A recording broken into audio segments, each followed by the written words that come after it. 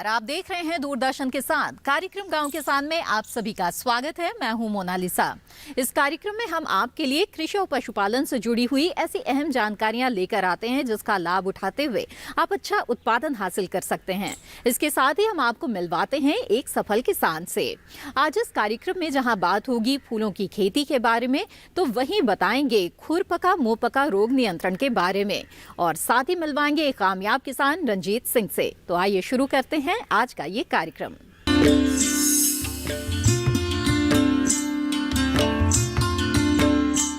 आइए देखते हैं पहला सेगमेंट खेती किसानी। खेती का दायरा सिर्फ अनाजों और फल सब्जियों तक ही सीमित नहीं है, बल्कि पारंपरिक फसलों के अलावा कुछ अलग हटकर अगर किया जाए तो इसमें आपको कामयाबी मिल सकती है। जैसे फूलों की खेती आपको अच्छा खासा मुनाफा दिला सकती है। कैसे, आइए जानते हैं। बढ़ते फूलों के उपयोग ने फूलों की खेती को एक बड़ा व्यवसाय का रूप दिया है। फूलों की खेती मौजूदा दौर में फायदे का सौदा है। यही कारण है कि किसान पारंपरिक खेती के साथ साथ और इसके अलावा भी फूलों की खेती का रुख करने लगे। हमारे देश में देसी विदेशी हर तरह के फूलों की खेती की जाती है।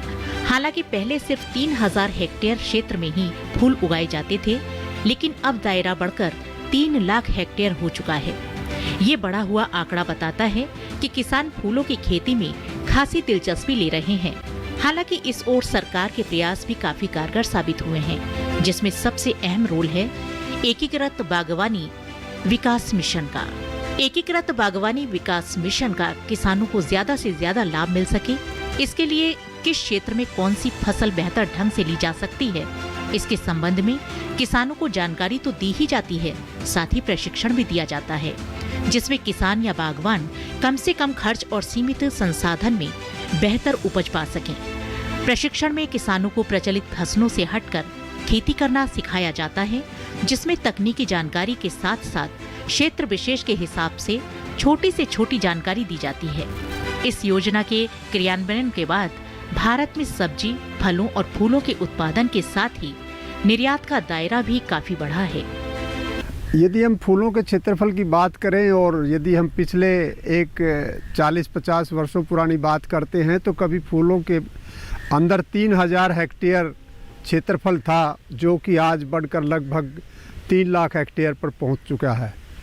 तो फूलों का दायरा तो बड़ा है और इसके बढ़ने के बहुत सारे कारण हैं। सबसे महत्वपूर्ण कारण है भारत सरकार की जितनी भी स्कीम्स हैं, उनके चलते क्षेत्रफल और उत्पादन बढ़ाने के लिए जो हमारी सेंटर सेक्टर स्कीम है MIDH, mission for integrated development of horticulture, जिसको NHM भी बोला जाता है, जिसके प्रति किसानों को आर्थिक अनुदान देकर पूरे भारतवर्ष में क्षेत्रफल और जो हमारा उत्पादन है फूलों का, उसको बढ़ाने का भारत सरकार ने भरपूर प्रयास किया है। देखिए कि फूलों का मुनाफा अच्छा हो तो फूलों की एक तो गुणवत्ता बहुत ही बेहतरीन होनी चाहिए और उनका बाज़ार भी आपको तुरंत मिलना चाहिए। फूलों को एक कैश क्रॉप के तौर से देखा जाता है और बहुत सारी हमारी खाद्यान्न फसलें हैं, उनसे यदि हम इसकी तुलना करते हैं तो फूलों में बहुत सारा मुनाफा ज़्यादा है और फूलों से नगद आय किसान को मिलती है, जिससे किसान की भी अर्थव्यवस्था सुधरती है और भारतवर्ष में भी जो हमारा फूलों के प्रति जो एक्सचेंज है, जो बाहर विदेशी मुद्रा है, वो भी आती है। तो हम आयात करके या निर्यात करके भी फूलों में काफ़ी पैसा कमा सकते हैं। इस तरह मौसम और बाजार की मांग को ध्यान में रखकर की गई फूलों की खेती किसान को अच्छा मुनाफा देने में सहायक सिद्ध हो सकती है। तो अभी आपने जाना कि कैसे करें फूलों की खेती और किस तरह से ये आपके लिए लाभदायक साबित हो सकती है। इसी के साथ कार्यक्रम गांव किसान में वक्त है एक छोटे से ब्रेक का। ब्रेक के बाद देखेंगे हमारा पशुधन। आप बने रहें दूरदर्शन किसान पर।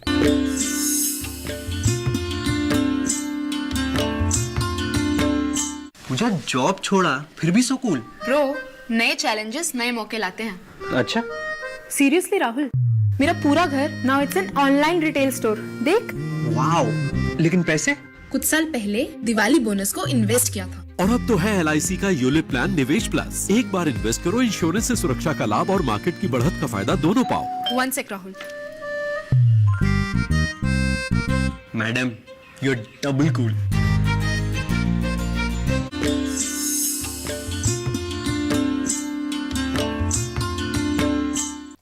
ब्रेक के बाद आप सभी का फिर से स्वागत है कार्यक्रम गांव किसान में। आइए देखते हैं अगला सेगमेंट हमारा पशुधन। पशुओं में होने वाला खुरपका मुंहपका रोग पशुपालकों के लिए एक बहुत बड़ी समस्या है।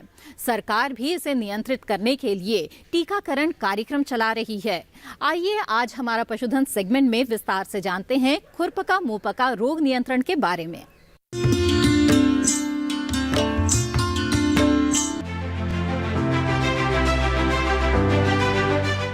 दुधारू पशुओं से बेहतर उत्पादन मिलता रहे, इसके लिए उनके आहार और आवास से लेकर उनके स्वास्थ्य की सही देखभाल करनी होती है।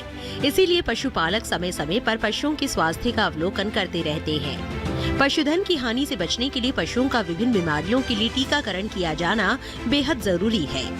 दुधारू पशुओं में खास तौर पर खुरपका मुंहपका, गलघोटू, लंगड़ा बुखार, ब्रुसेलोसिस, रेबिस, एंथ्रेक्स रोग होने की आशंका रहती है। इसीलिए सही उम्र में पशु का टीकाकरण करके उन्हें सुरक्षित जीवन दिया जा सकता है।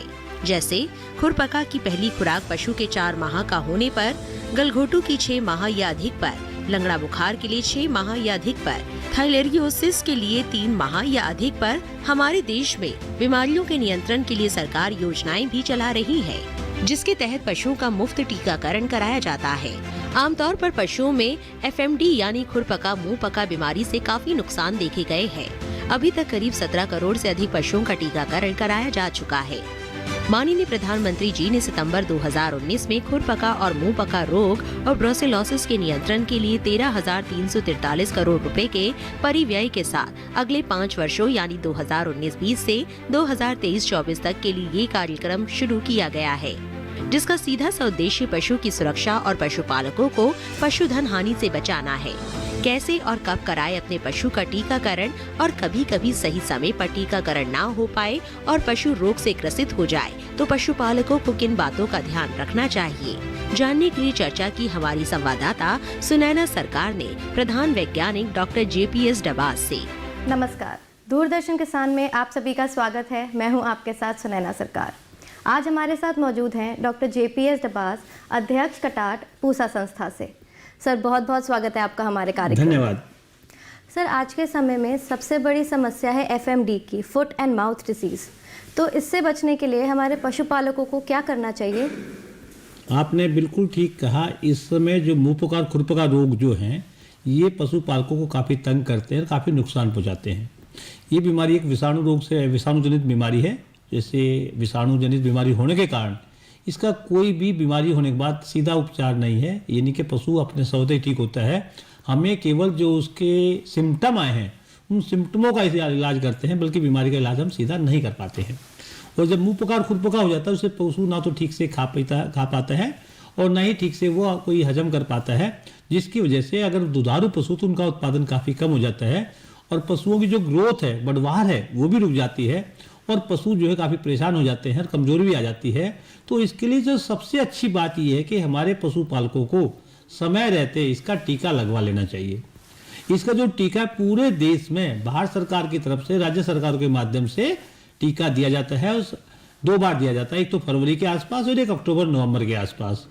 तो ये एक ऐसी बीमारी है जिसके फैलने का ज़्यादा असर रहता है और एक बार फैल गई तो पूरे पशुशाला में दिक्कत करती है। तो सबसे पहले काम तो अपने ये करना है, अगर बीमारी आ गई तो उस जो बीमार पशु है उसको अन्य स्वस्थ पशुओं से अलग कर दो और साथ साथ में उसके मुंह को और खुर को, जहाँ पे इसके बीमारी के चिन्ह आ रहे हैं, उनको जो पोटाशियम परमैंगनेट है उससे धोते रहें और साथ साथ में उसके ऊपर कोई भी चीज़ मलहम वगैरह लगा दें, ग्लिसरीन वगैरह लगा दें, जिससे कि उसमें इन्फेक्शन होने का चांस ना हो। पशु को ऐसा चारा दें जो आराम से खा सके, वो चबा नहीं पाएगा तो उसको जितना भी लिक्विड टाइप डाइट दोगे ज़्यादा अच्छी बात है। तो उसको ऐसा खाना दें जो आसानी से हजम हो सके और जमा सके, तो उसको इस किस्म का खाना देंगे तो ज़्यादा अच्छी बात है। इसके साथ साथ में पशुओं को कभी भी बाहर ना निकालें, बीमार पशु को खासकर, और बिल्कुल अलग कर दें। तो इसके जो स्वस्थ पशु हैं उनसे बिल्कुल अलग कर देना चाहिए। और ये बीमारी ऐसी है जो बहुत जल्दी फैलती है और जब एक बार आ जाती है तो पूरी पशुशाला को काफ़ी नुकसान पहुंचाती है। तो मैं तो अपने सभी पशुपालकों को एक ही निवेदन करूंगा कि बीमारी आने से पहले वैक्सीनेशन यानी कि टीकाकरण करवा लेंगे तो आपके उसमें ये बीमारी आएगी ही नहीं। तो आपके पशु का उत्पादन भी बना रहेगा, पशु की बढ़वार भी अच्छी बनी रहेगी और पशु भी ठीक रहेंगे। तो टीकाकरण सबसे पहली बात है। किसी कारणवश आपको कोई पशु बाहर से खरीदना पड़ रहा है, उस पशु में अगर बीमारी आ जाती है, उसको पशु को अलग करके उसके मुंह को और खुरों को पोटासियम परमैंगनेट से साफ करते रहें और उस पर कोई ग्लिसरीन या कोई भी दूसरी चीज़ लगाते रहें, जिससे कि उसका इन्फेक्शन ना हो। उसमें कोई और इन्फेक्शन होता तभी दिक्कत आती है। तो उसको बचाने के लिए इस बातों का ध्यान रखना बहुत जरूरी है और तभी आप अपने पशुओं को ठीक से रख पाएंगे और आपका पशुओं से सही उत्पादन ले पाएंगे। तो इसके लिए इन बातों का ध्यान रखना विशेष आवश्यक है। तो किसान भाइयों बहनों, हमें पूरी उम्मीद है कि इतनी महत्वपूर्ण जानकारी पाकर आप लाभान्वित हुए होंगे और अपने पशुओं का खास ख्याल रखेंगे। और इस तरह से सरकार द्वारा दी जा रही सुविधाएं यकीनन पशुपालकों की समस्या को समाधान की तरफ ले जाने में कारगर है। इससे पशुधन में होने वाली हानि में कमी लाई जा सकेगी, वहीं डेयरी व्यवसाय में इजाफा किया जा सकेगा। पशुओं से अच्छा उत्पादन प्राप्त करने के लिए जरूरी होता है मौसम के अनुसार उचित पशु प्रबंधन। आइए देखते हैं क्या कहता है इस माह का पशुपालक कैलेंडर। जनवरी महीने में पशुओं को ठंड, ओस और कोहरे से बचाएं। इसके लिए पशुओं को बोरी की झुंड बनाकर ओढ़ाएं। सर्दी से बचाने के लिए रात के समय पशुओं को घर के अंदर बांध कर रखें। पशुओं को पीने के लिए ताजा या गुनगुना पानी दें। दुधारू पशुओं को तेल व गुड़ देने से भी शरीर का तापमान सामान्य बनाए रखने में सहायता मिलती है। खुरपका और मुंहपका का टीका 4 माह से ऊपर के पशुओं को लगवा दें। पेट में अंतः परजीवियों की नियमित दवा दें। पशुओं को बाह्य परजीवियों से बचाने के लिए पशुशाला के फर्श, दीवार आदि को साफ रखें और बाह्य परजीवी नाशक दवाओं का छिड़काव करें। साथ ही थनैला रोग से बचाव करें। पशुओं को रात्रि में पुआल का बिछावन दें। इस माह में मुर्गियों को विशेषकर कोराइजा, ब्रोंकाइटिस, रानीखेत बीमारी से बचाने की जरूरत है। रोग नियंत्रण के लिए टीकाकरण कराएं।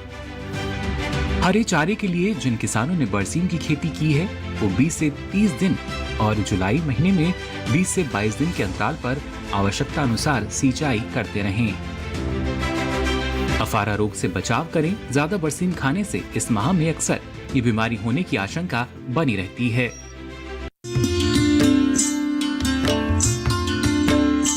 इसी के साथ कार्यक्रम गांव किसान में वक्त है एक और छोटे से ब्रेक का। ब्रेक के बाद देखेंगे कामयाब किसान। आप बने रहें दूरदर्शन किसान पर।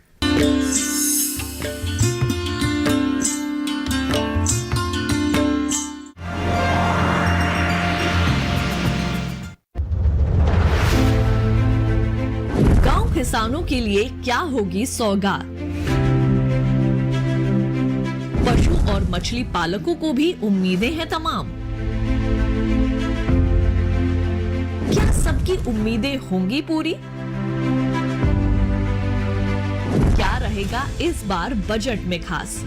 देखिए दूरदर्शन किसान पर विचार विमर्श, बजट से उम्मीदें 2022-23, 28 जनवरी शुक्रवार रात 10 बजे।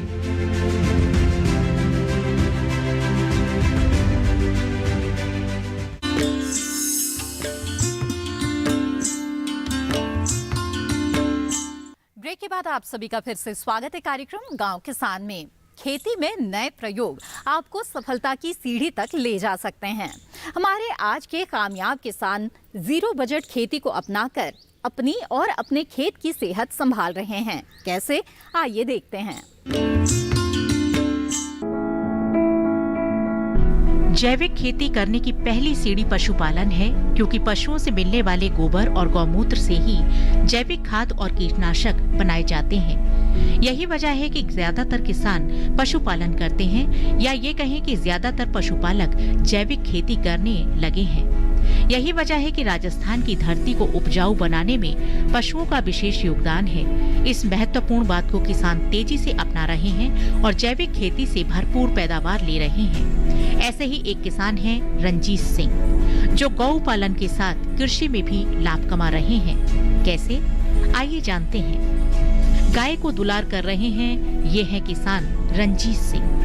उनके पास करीब 25 देसी नस्ल की गायें हैं, जिनसे भरपूर दूध उत्पादन मिलता है। वो बताते हैं कि 2013 से वो जैविक खेती कर रहे हैं। जैविक खेती को अपनाने के लिए रंजीत जी ने प्रशिक्षण लिया, जिसमें तरह तरह के जैविक खाद और कीटनाशक बनाने की जानकारी दी गई। वो जैविक रूप से हर सीजन में अलग अलग फसलें लेते हैं, जिसमें रबी, गेहूं, जौ, चना और मेथी, खरीफ, बाजरा, मूंगफली, ज्वार और ग्वार, जायद, सब्जी फसलें और तरबूज की फसलें मुख्य हैं।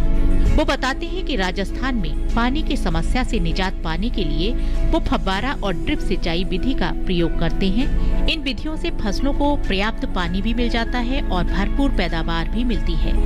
रंजीत जी मल्चिंग के जरिए खरपतवार पर आसानी से नियंत्रण कर लेते हैं और उपज की गुणवत्ता बनी रहती है। पशुपालन भी करते हैं और खेती भी करते हैं। और गायों में हमारे HF है और साहिवाल है, गिर है और नागौरी है, भैंस भी रखते हैं। पशुपालन से हमें दूध मिलता है, मक्खन मिलता है और सेहत के लिए ये भी अच्छा। और हमारी जो फसल करते हैं तो फसल में गिरने के लिए जो खाद है वो पशु से मिलती है। अगर अच्छी खाद मिलेगी तो अच्छी पैदावार मिलेगी। और हम देसी गाय की गोबर और गूंद से ही खेती कर रहे हैं। जैसे देसी गाय के गोबर से गंजीवामृत, वो जो केमिकल वाले जो DAP डालते हैं उसी जगह हम गंजीवामृत डालते हैं और गंजीवामृत का रिजल्ट DAP से भी अच्छा रिजल्ट है। और गूंद से जीवामृत बनाते हैं, गूंद और गोबर दोनों से जीवामृत बनाते हैं। वो भी फसल के अंदर स्प्रे भी करते हैं और वो ज़मीन में भी चलाते हैं। उससे जीवाणु से पोषक तत्व जो फसल को चाहिए वो मिल जाते हैं। और जो हमारी खाद है वो भी जीवामृत डालने से एकदम तैयार हो जाती है, तो फसल के लिए अच्छी रहती है। और जो फसल के लिए कीटाणु के लिए जो दवाई बनाते हैं वो 10 बन्नी अर्क बोलते हैं। वो 10 भांत के कड़वे हुए पत्ते लेते हैं, वो डालते हैं। देसी गाय का गोंद डालते हैं, उससे वो बनाते हैं। जो मेथी का अल है, जो इल्ली है, वो उससे भाग जाती हैं। रंजीत मानते हैं कि खेती और पशुपालन के बीच एक सिस्टम काम करता है, जिसमें बाहर से कुछ लाने की जरूरत नहीं होती। उनके इस सिस्टम को समझने के लिए कई किसान उनके पास जानकारी लेने आते हैं। रंजीत जी युवा किसानों को प्रशिक्षण भी देते हैं, जिससे जीरो बजट कृषि पद्धति को अपनाया और बढ़ाया जा सके। हम 2013 से प्राकृतिक खेती कर रहे हैं। जब बजाज फाउंडेशन ने हमको ये मोटिवेट किया, उसको हमको समझाया, तो पहले तो हम जानते नहीं थे जैविक खेती क्या है, वे फर्टिलाइजर गिरते थे। और बजाज फाउंडेशन के कहने पर हमने ये स्टार्ट किया और ये बहुत ही अच्छा रहा। और रबी के अंदर हम जो गेहूँ बोते हैं, जौ बोते हैं, चना बोते हैं, मेथी दाना बोते हैं। और खरीफ के अंदर बाजरा की फसल लेते हैं, मूंगफली की फसल लेते हैं, मक्का लेते हैं, ज्वार लेते हैं और गंवार की फसल लेते हैं। गेहूँ की फसल 4.5 महीना का टाइम लेती है। 10 नवंबर से 25 नवंबर तक गेहूँ की बिजाई हो जानी चाहिए। और इतना टाइम जो गेहूँ का सभी का लगभग एक ही टाइम है। और जो उस टाइम मूंगफली है, मूंगफली 10 मई से 25 मई तक मूंगफली की बिजाई हो जानी चाहिए। और फसल तो जो बरसात आएगी तभी बोई जाएगी। मेथी का टाइम भी वही है, गेहूँ के साथ ही मेथी बोई जाती है। और पकने में टाइम भी मेथी उतना ही लेती है। मेथी की कटाई 15 रोज बाद मेथी कटाई, अब ये लास्ट पानी चल रहा है, ये पानी चलने के बाद कटाई हो जाएगी। रंजीत सिंह जैसे किसान राजस्थान की कृषि को नए स्तर में ले जाने में मददगार साबित हो रहे हैं। वो मानते हैं कि जैविक खेती ही एक ऐसा विकल्प है जो राजस्थान में भी हरियाली लाने में संभव है।